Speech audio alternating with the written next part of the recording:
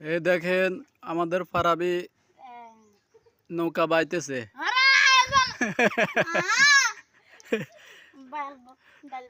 এই যে চারিদিকে পানি আর পানি, বন্যার পানি সব ডুবে গেছে। আমাদের বাড়ি অ্যাক্সিডেন্ট করিয়ে এলা এই আলিফা এতারা ছাদের উপর উঠে গেছে বন্যার পানি দেখি।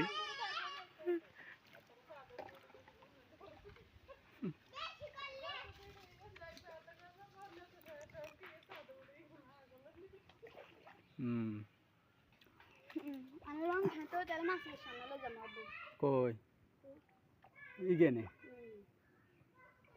ইয়া হসি গেছে।